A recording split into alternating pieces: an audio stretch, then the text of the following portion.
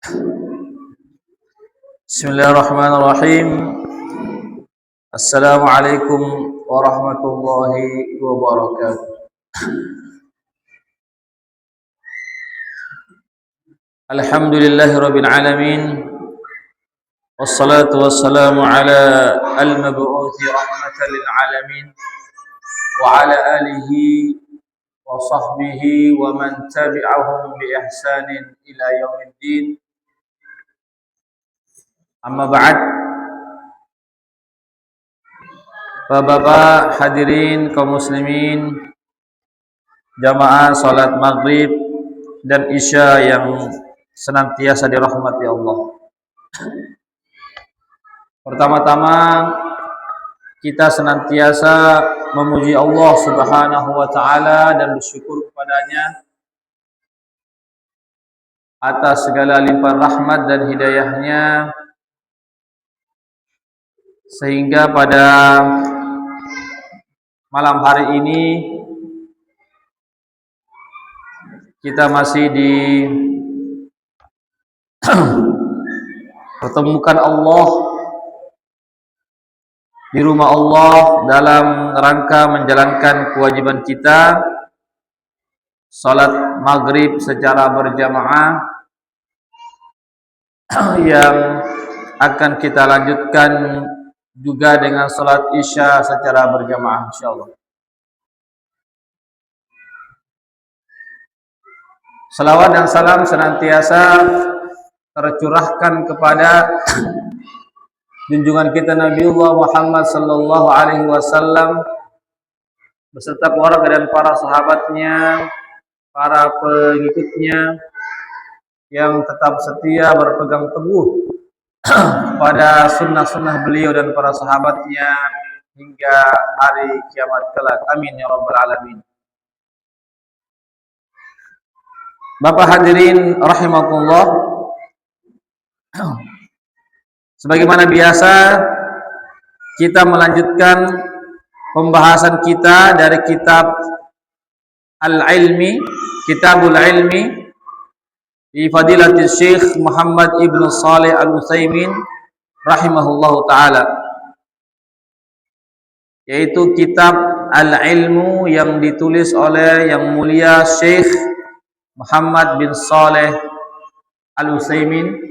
Semoga Allah Subhanahu wa taala senantiasa merahmati beliau. Kita masih membahas tentang keutamaan ilmu, itu ilmu syariah atau ilmu agama.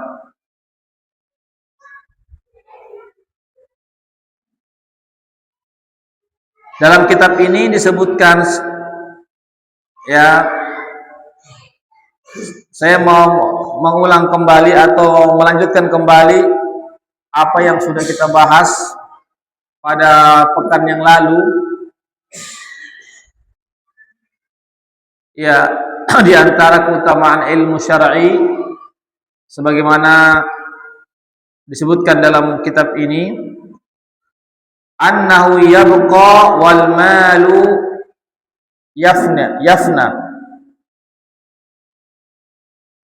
bahwasanya ilmu agama itu, ya, dia tidak akan hilang, tidak akan sirna,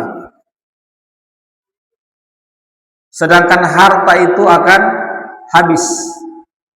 Ini sudah saya jelaskan, ya, namun ini masih ada sambungannya lagi.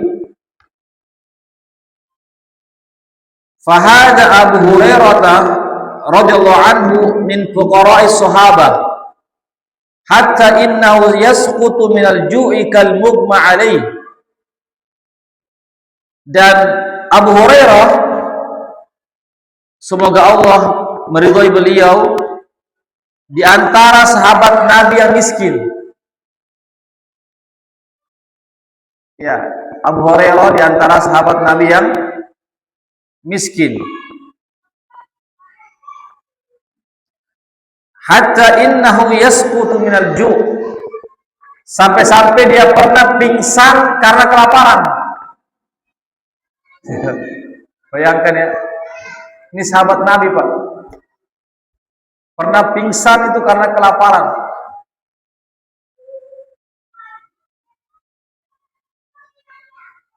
Tapi apa kata Syekh Utsaimin? Wa as'alukum billahi hal yajri li Abi Hurairah dzikrun bainan nas fi asrina amla. Syekh mengatakan, saya bertanya kepada kalian, demi Allah, apakah Abu Hurairah itu senantiasa disebut-sebut namanya oleh kaum muslimin di zaman kita sekarang atau tidak? Jawabannya adalah beliau senantiasa disebut-sebut namanya. Ya, beliau senantiasa disebut-sebut namanya. Kenapa, Pak? Karena beliau adalah sahabat yang banyak meriwayatkan hadis. Iya. Makanya Pak, kalau kita baca kitab-kitab hadis itu, ya sering sekali itu muncul Abu Hurairah, dari Abu Hurairah, dari Abu Hurairah.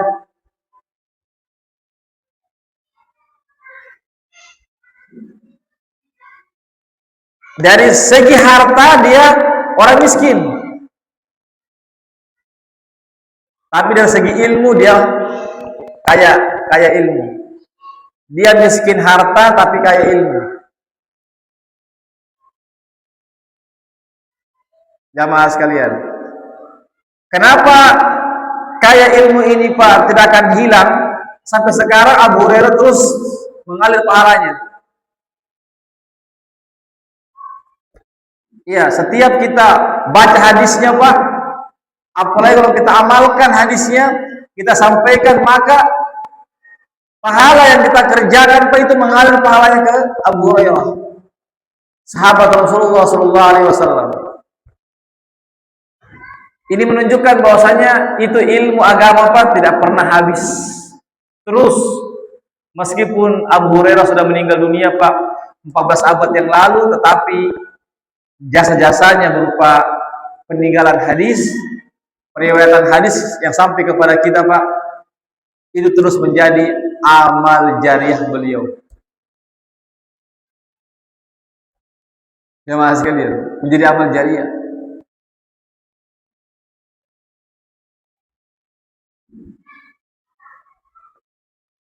Ini Pak. Naam yajri katsiran. Maka jawabannya iya. Ya, orang-orang kaum muslimin senantiasa mendoakan beliau. Makanya Pak, kenapa kalau kita baca nama sahabat itu selalu setelahnya itu ada doa radhiyallahu anhu, semoga Allah meridhai beliau. Itu Pak, kita mendoakan. Makanya kalau kita sebut sahabat, kita doakan sahabat radhiyallahu anhu, semoga Allah meridhai beliau. Kenapa jemaah sekalian? Ya karena sahabat Nabi ini adalah orang yang telah menyumbangkan ilmu untuk kita, mewariskan ilmu untuk kita Pak.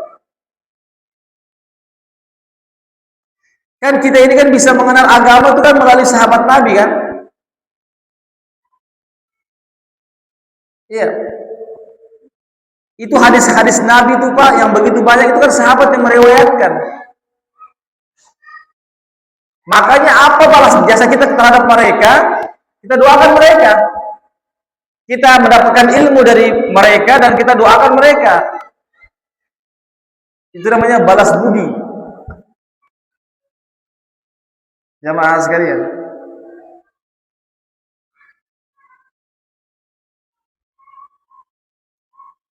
Ini Pak. Maka fayakunu li Abi Hurairah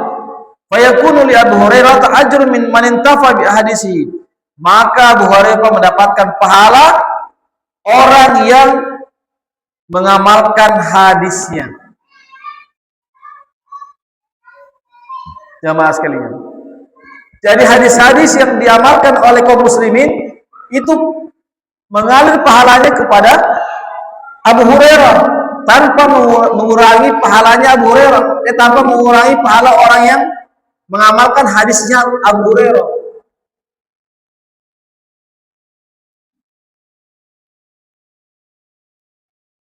Hadirin, berarti Abu Hurairah ini Pak, pahalanya tidak putus-putus. Bayangkan sampai sekarang tidak putus-putus. Padahal beliau sudah meninggal dunia kurang lebih 14 abad yang lalu. Tetapi pahala beliau tidak putus sampai sekarang Pak. Sampai hari kiamat. Itulah dikatakan, makanya ilmu itu Pak tidak akan pernah habis. Dia dengan harta. Harta kita pakai, makan, habis. Selesai. Harta kita tumpuk-tumpuk, terjadi tsunami, habis. Terjadi gempa, habis. Itu kan Pak kalau harta. Sebagai kecuali kalau harta kita gunakan fisabilillah. Tapi kalau harta cuma disimpan-simpan saja, tidak disedekahkan jamaah sekalian, itu akan habis Pak. Kalau bukan kita yang mendahuluinya, harta yang mendahului kita. Kan begitu Pak. Tapi kalau ilmu, kalau kita amalkan ilmu, kita sampaikan ilmu, kita ajarkan,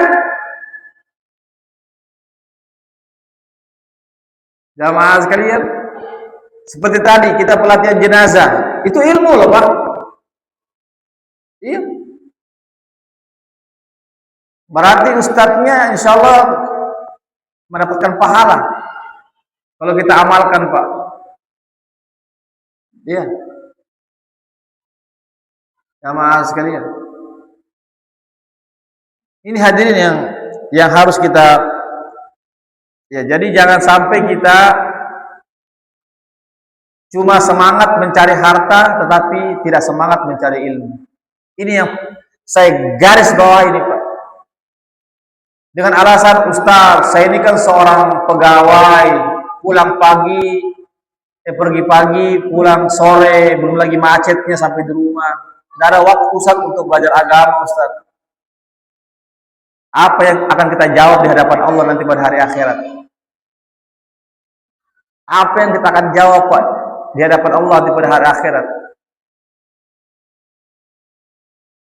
Kalau kita selalu mengatakan saya sibuk, ada bisnisku, ada rapatku, tidak ada waktu kita untuk menimba ilmu. Jamaah sekalian.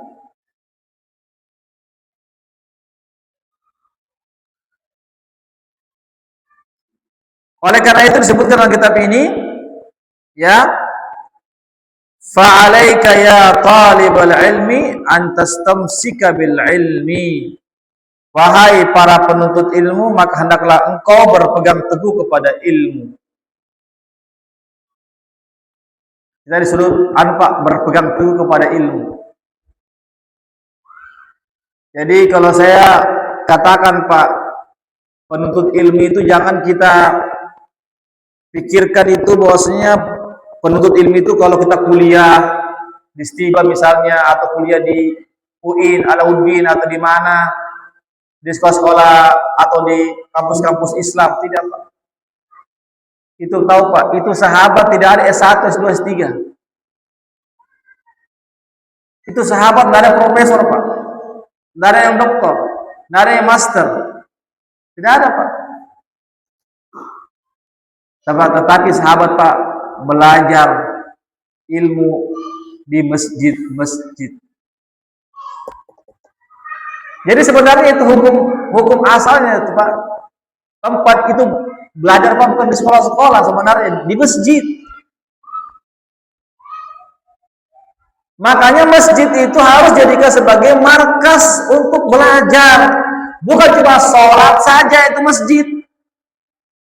Jangan sampai kita punya masjid megah-megah dibangun tetapi sholat tok. Ini sudah salah Pak. Sudah salah ini. Pengurus masjid salah kalau cuma sekedar sholat saja dipakai status bubar. Tidak sesuai dengan fungsi masjid di zaman Rasulullah SAW, di zaman para sahabat Nabi. Hampir tiap hari sahabat Pak belajar dengan Nabi di masjid.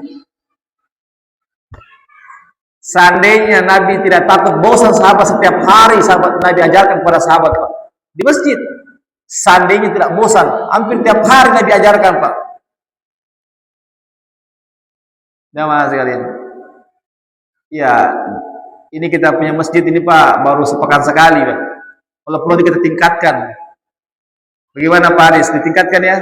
Kalau perlu setiap malam ya ada ta'lim Pak Aris, siap. Bagaimana Pak? Setiap malam Pak, siap. Kita ta'lim. Jamaah sekalian. Nah, itu justru jamaah sekalian yang sangat kita butuhkan Pak. Artinya jamaah sekalian menimba ilmu itu Pak tidak harus kita masuk pesantren, kuliah apa. Bapak tahu Syekh bin Baz, saya kisahkan Pak ya, Syekh bin Baz itu tidak ada gelar akademiknya Pak. Dia bukan S1, bukan S2, S3 bukan Pak, tetapi ilmunya lebih tinggi daripada profesor. Syekh bin Baz Pak, beliau meninggal kurang lebih di tahun 2000 ya sekitar 2007, kurang lebih 16 tahun yang lalu Pak. Ya kita masih hidup kan, kita masih ada yang itu masih sudah ya, ketika itu saya masih kuliah.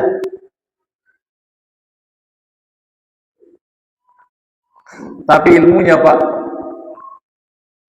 lebih profesor. Kenapa Pak? Karena beliau itu selalu belajar di masjid. Jadi ini masjid sebenarnya Pak, markasnya, pusatnya belajar.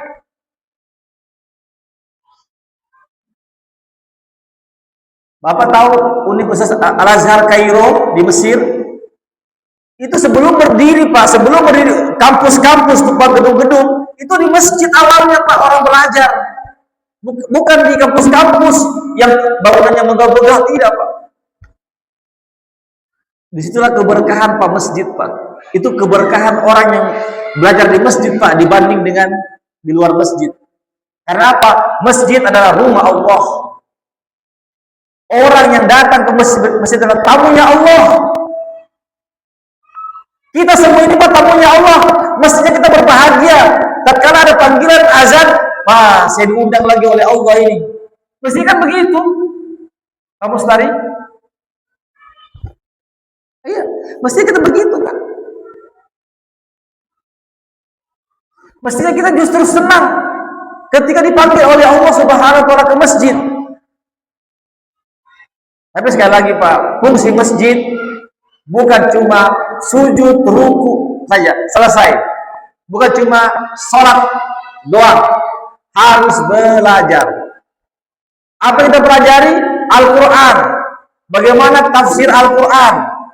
Supaya kita tahu apa itu isi Al-Quran. Jamaah sekalian. Hadis, supaya kita tahu apa itu isinya hadis. Inilah semua adalah bekal-bekal kita Pak untuk menghadapi namanya hari kemudian. Jamaah sekalian. Ya nantilah kita pikirkan Pak. Ya. Mudah-mudahan ini Farunisa ini Pak bisa setiap malam di sana ada ta'lim. Nanti ada ta'lim hadis, ta'lim fikih, ta'lim sirah nabawiyah, ta'lim akidah, tazkiyatun nufus. Kalau perlu 7 malam berturut-turut. Apakah itu impossible? Apakah itu tidak mungkin? Mungkin. Jadi yang kita inginkan itu Pak, itu masjid, bukan megahnya itu masjid. Kalau kita lihat masjidnya Nabi Pak, kita menangis Pak.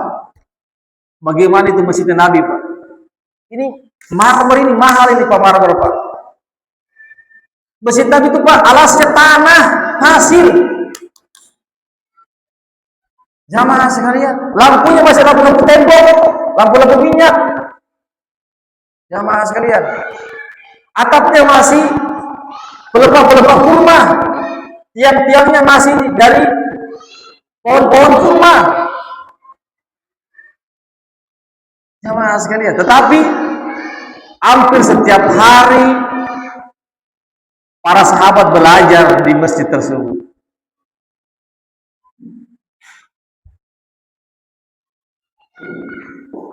Ini jamaah sekalian, ya.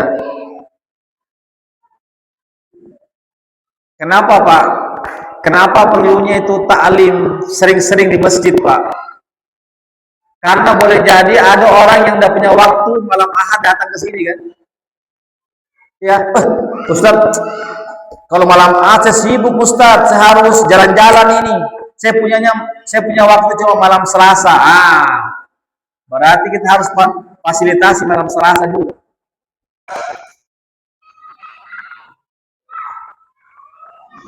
Jamaah sekalian. Sebagaimana kalau orang kuliah itu kan setiap hari, Pak. Orang kuliah, orang belajar di sekolah setiap hari kan.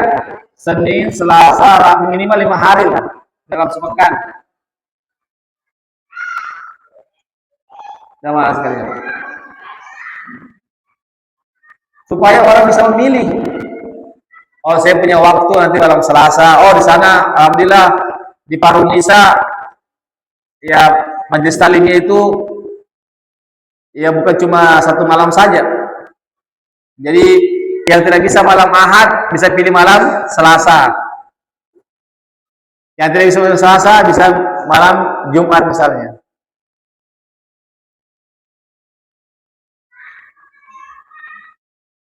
Ini jamaah sekalian. Ya sebagaimana pernah saya ceritakan di sini Pak, ada di Kalimantan Timur itu Pak, di kompleks, ya memang di situ kompleks elit, sama seperti Baruga 1 Pak. Setiap malam taklim, setiap malam Pak.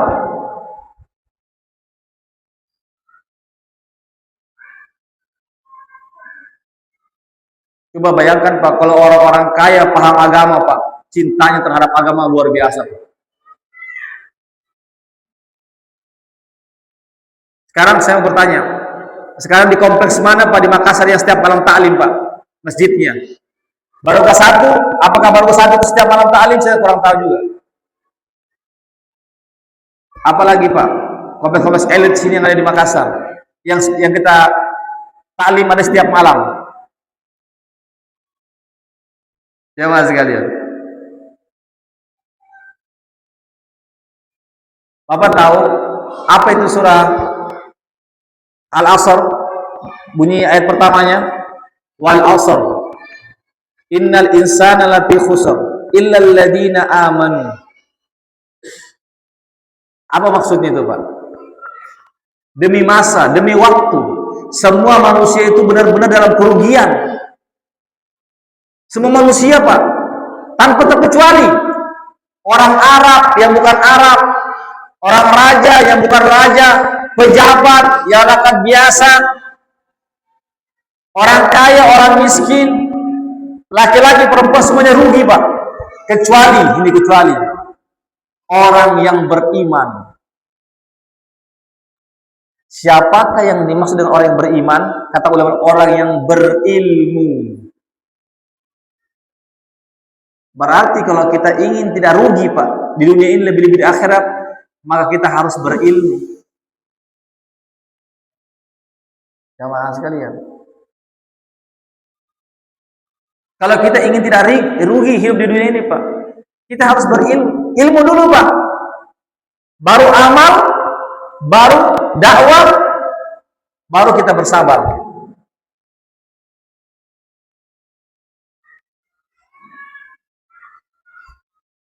Jamaah sekalian.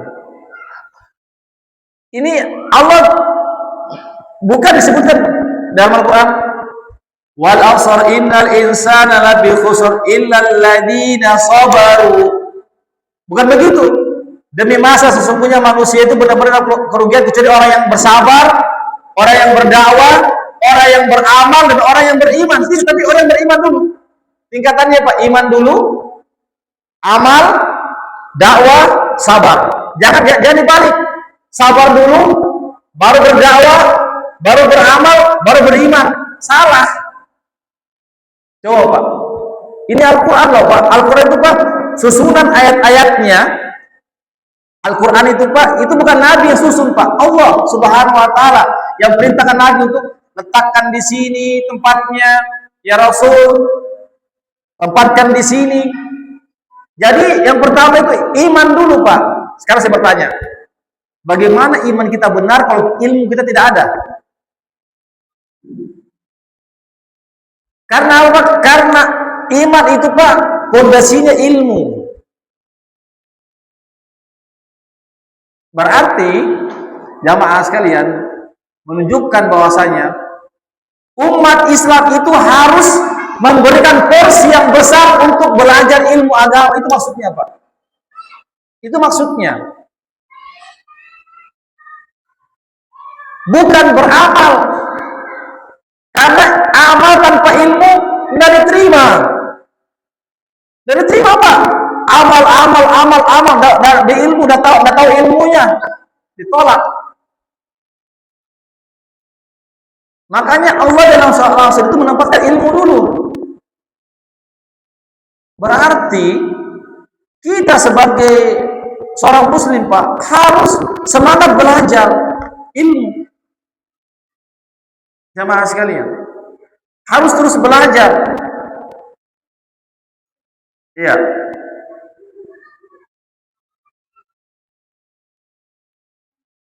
Ini jamaah sekalian yang dimuliakan Allah Subhanahu wa Ta'ala. Iya. Jadi Pak, tentang masalah ilmu ini Pak, janganlah kita berbalas-malasan. Nanti saja. Jamaah sekalian. Justru jamaah sekalian, ilmu itu harus kita berikan. Kalau perlu Pak, agenda kedua kita setelah kita bekerja. Buatkan agenda. Agenda pertama saya bekerja. Kenapa bekerja ya? Karena harus cari nafkah kan, supaya biasa biaya istri, keluarga. Jamaah sekalian. Tetapi agenda yang kedua adalah belajar ilmu. Ya, sekarang ini Pak, alhamdulillah kita di zaman sekarang ini kan zaman medsos ya. Kita bisa buka YouTube, ya banyak. Cuma terkadang jemaah sekalian semangat ini kurang. Dulu Pak, di zaman sahabat dulu tuh Pak, untuk mencari satu hadis saja Pak, harus berjalan Pak 2 bulan pulang pergi. Satu hadis Pak, harus menempuh perjalanan 2 bulan Pak, satu hadis. 2 bulan perjalanan naik unta. Bayangkan. Kita sekarang Pak, Masya Allah, di mana-mana ada tempat belajar. Di Istiba, alhamdulillah di sana juga tempat belajar. Iya. Cuma terkadang semangat kita yang kurang untuk belajar jamaah sekalian.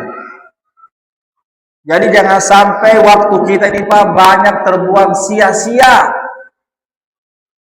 Jamaah sekalian, tidak ada manfaatnya. Iya, atau barangkali lebih banyak tidurnya. Kita lebih banyak tidur, lebih banyak makan, lebih banyak ngomong sana ngomong sini tidak jelas. Jamaah sekalian, sedangkan waktu porsi untuk belajar, membaca buku itu tinggal tersisa-sisa atau sisa-sisa waktu saja. Ustaz, saya kan bukan seorang ustadz, saya kan bukan seorang pendakwah, makanya saya tidak perlu saya terlalu.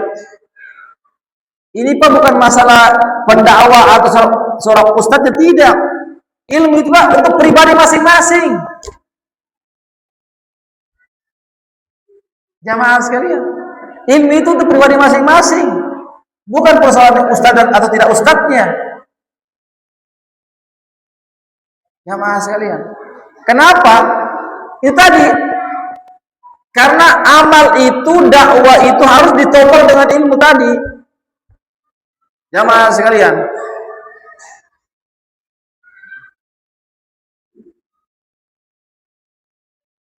Ya, jadi hadirin rahimakumullah, ya saya hanya menyampaikan, karena ada kaitannya ini bahwasanya ilmu itu terus tidak akan habis bila dengan harta, Pak. Harta akan habis. Jamaah sekalian.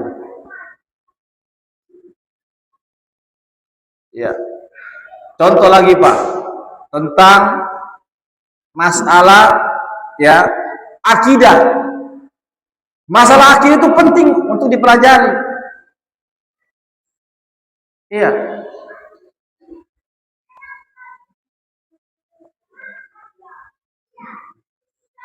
Pak, ini ada kisah ini, tidak tahu apakah saya sudah pernah saya jelaskan, Pak.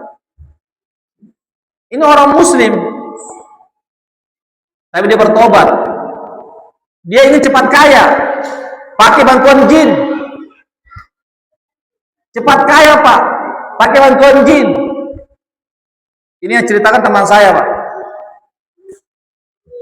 Ya, ada orang yang minta diruqyah oleh teman saya.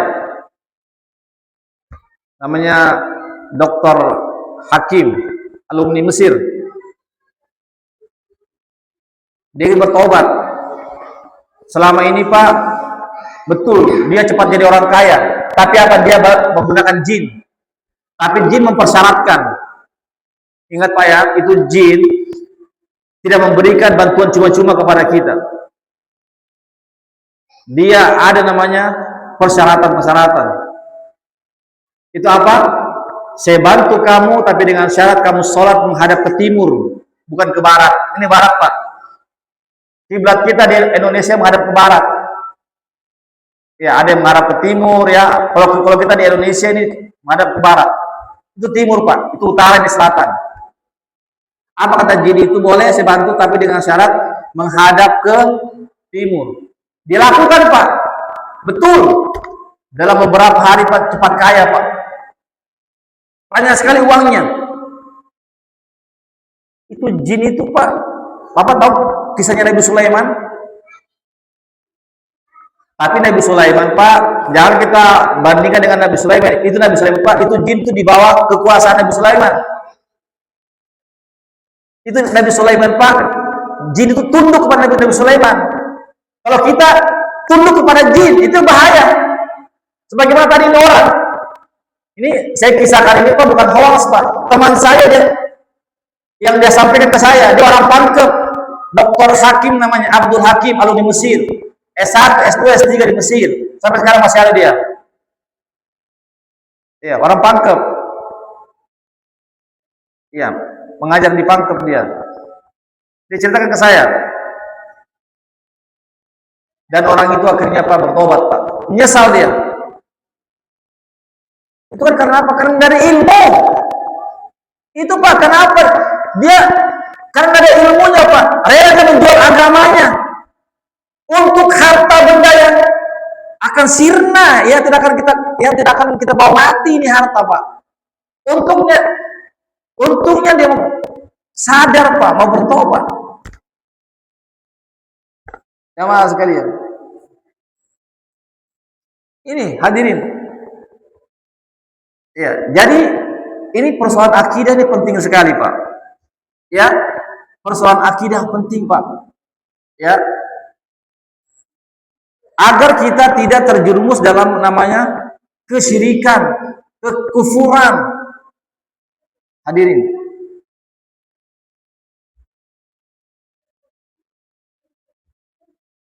Baik, Pak, saya lanjutkan jamaah sekalian. Ya, jadi sekali lagi hadirin, ya di sini menunjukkan, Pak, bahwasanya ilmu agama ini, Pak, kalau kita pelajari itu tidak akan habis. Justru menjadi investasi akhirat kita. Jamaah sekalian. Bahkan itu, Pak, ada ulama terdahulu tuh, Pak, sampai dia jual rumahnya untuk membeli buku. Bayangkan, Pak, rumahnya dijual, beli buku, Pak, sebanyak-banyaknya.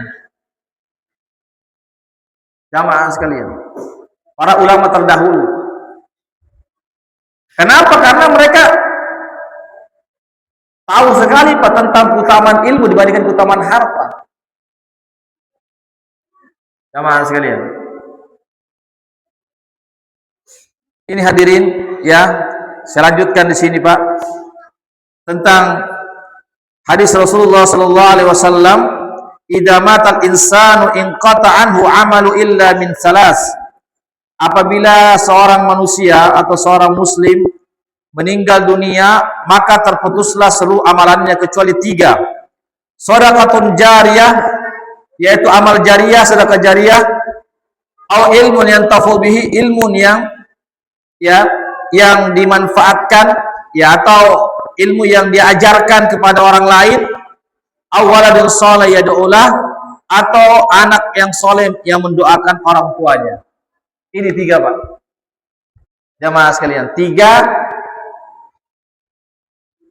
Kalau kita ingin amalan kita tidak terputus meskipun kita sudah meninggal dunia. Yang pertama adalah sedekah jariyah. Apa sedekah jariyah? Amal jariyah. Seperti apa itu amal jariyah? Contoh, kita menyumbang Al-Quran ke masjid, misalnya. Lalu Al-Quran itu dibaca oleh orang, maka setiap huruf-huruf yang dibaca itu Pak, pahalanya mengalir kepada yang menyumbangkan. Maka setiap ayat-ayat yang dibaca, maka pahalanya mengalir tanpa mengurangi pahala. Itu namanya amal jariyah. Apalagi Pak, contoh misalnya, anggaplah ini lampu yang kita wakafkan ke masjid ini Pak, maka setiap orang sholat, jamaah sekalian, itu pahalanya kembali kepada orang itu. Karena apa? Karena lampu dipakai untuk sholat, supaya tenang masjidnya. Apalagi karpet, karpet yang kita sumbangkan ke masjid, jamaah sekalian, maka ketika karpet itu dipakai orang sholat Pak, maka semua pahala orang yang sholat Pak mengalir kepada kita. Itu namanya amal jariyah. Jamaah sekalian. Jadi inilah jamaah sekalian yang perlu kita berikan porsi yang besar dalam masalah ini Pak. Makanya Pak, dalam Islam ada namanya wasiat. Ada namanya wasiat, ada namanya warisan. Kan kalau orang meninggal itu Pak, yang pertama-tama yang harus kita periksa utangnya dulu. Utang dulu. Misalnya meninggal orang tua kita punya meninggal dunia, atau siapa saja kita punya kerabat yang meninggal dunia Pak, kita harus cari terus, jangan sampai dia punya utang. Makanya sebelum harta warisan dibagi-bagi kepada ahli waris, harus dikeluarkan dulu tuh harta warisan diberikan utang. Kenapa Pak? Karena dia tidak akan masuk surga terhalangi karena utangnya Pak. Dia tidak akan tenang dalam kubur kalau utangnya belum dilunasi. Makanya itu kalau orang meninggal Pak, harus kita periksa, jangan sampai ada orang tua kita punya hutang atau siapa keluarga kita. Maka harta warisannya ini kita bayarkan dulu hutangnya.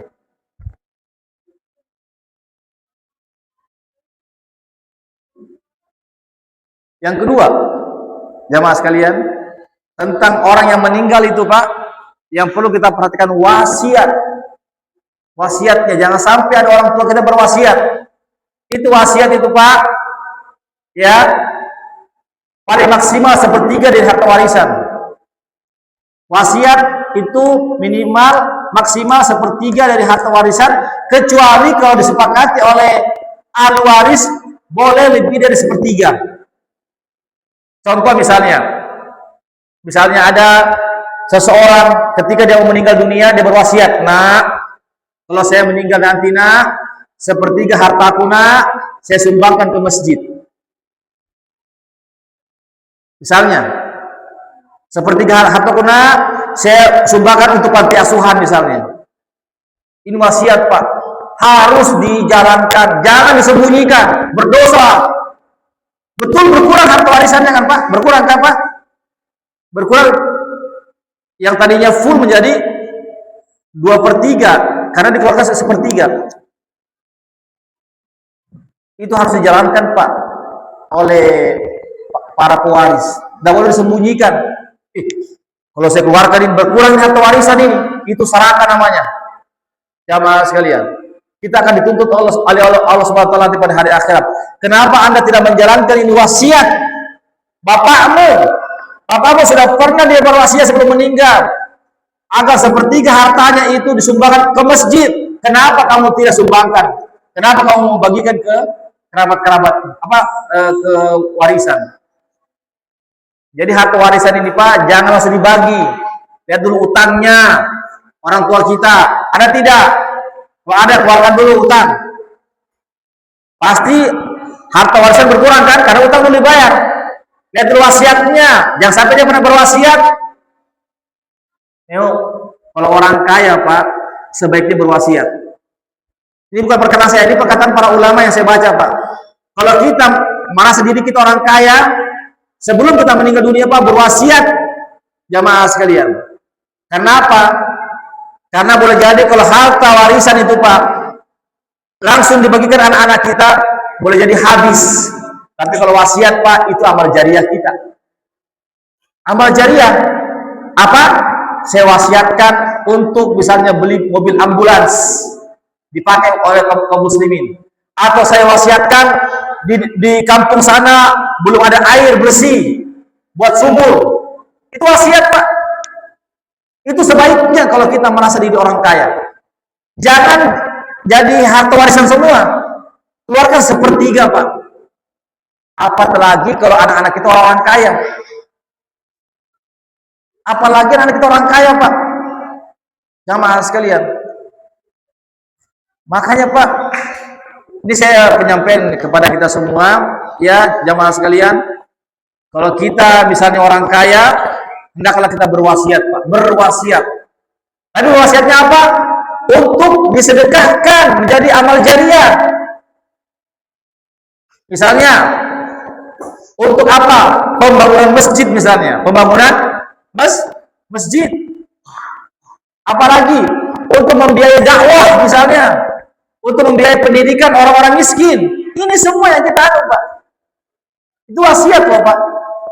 Itu wasiat itu kembali kepada kita, bukan kepada ahli waris. Untuk kita. Kenapa jamaah sekalian? Karena kita Pak di kuburan jamaah sekalian siap mempertanggungjawabkan kita. Makanya kita butuh namanya amal-amal soleh, amal-amal kewajiban Pak. Ini yang akan menemani kita nanti di alam kubur. Jamaah sekalian yang dimuliakan Allah Subhanahu wa taala. Kemudian yang kedua, ilmu yang bermanfaat. Jamaah sekalian, khususnya adalah ilmu agama. Ilmu sendiri bermanfaat Pak, ilmu yang kita ajarkan. Ilmu yang kita ajarkan, ilmu yang kita sampaikan kepada orang. Lalu ilmu itu Pak diamalkan. Jamaah sekalian. Ya. Ini Pak, ada kisah Pak ya. Saya dulu punya teman Pak. Ya. Itu teman itu subhanallah. Akhlaknya buruk sekali Pak. Tapi akhirnya mendapatkan hidayah. Mendapatkan hidayah Pak. Yang dulunya dia ya kalau barangkali enak disebutkan ya. Artinya jahiliyah lah, jahiliyah. Tidak paham Islam. Tapi setelah mengenal Islam Pak, Masya Allah, dia selalu menjaga sholat pada waktunya berjamaah di masjid. Yang tadinya Pak tidak pernah ke masjid, kerjanya gini.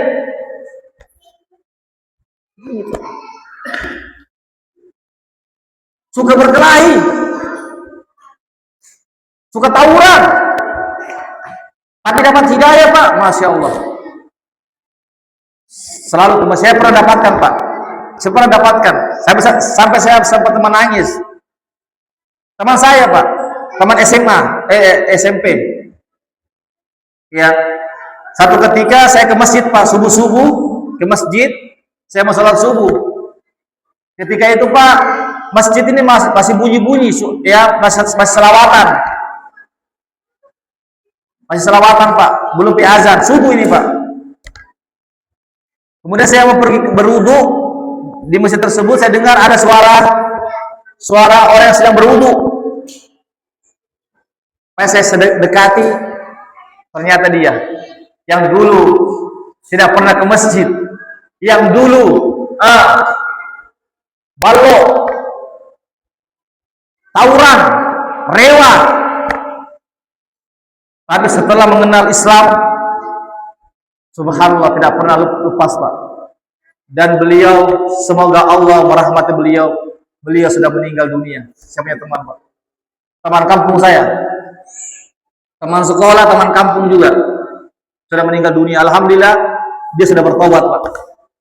Masih muda. Dia meninggal belum menikah, masih muda meninggalnya Pak. Tapi alhamdulillah dia sudah bertobat Pak. Jamaah sekalian. Itulah pentingnya ilmu Pak. Ilmu jamaah sekalian.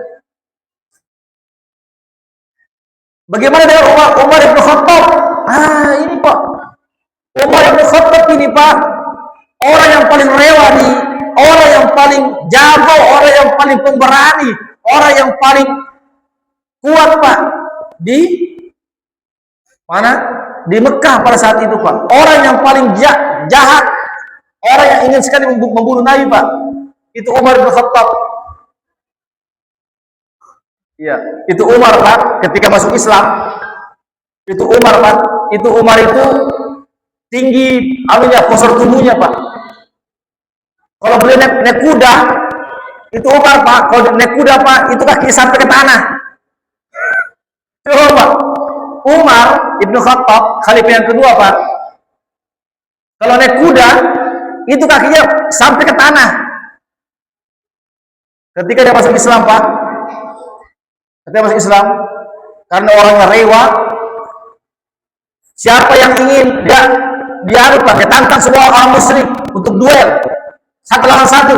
Siapa yang ingin istrinya janda lawan saya, istrinya akan menjadi janda lawan saya. Siapa yang ingin anaknya menjadi yatim lawan saya.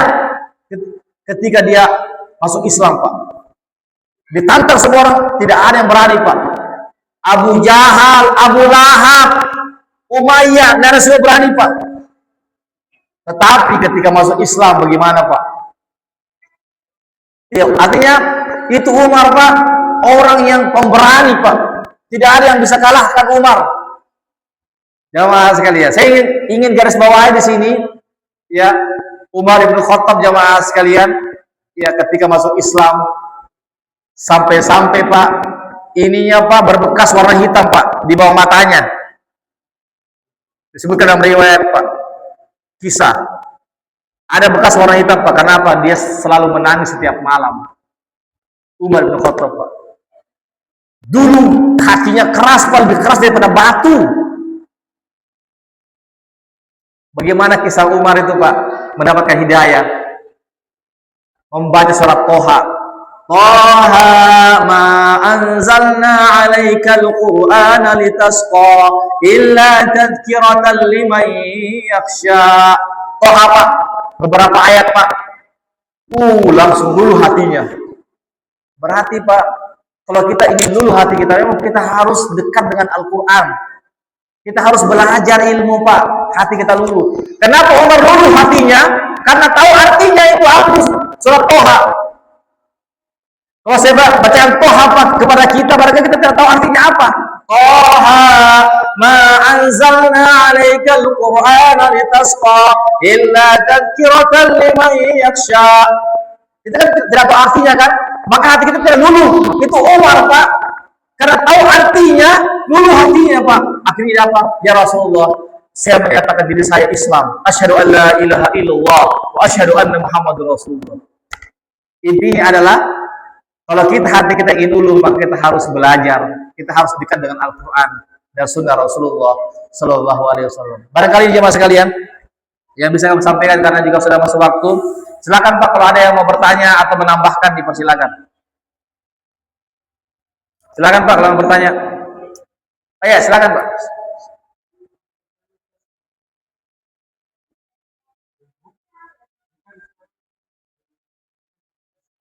Ya. Ya.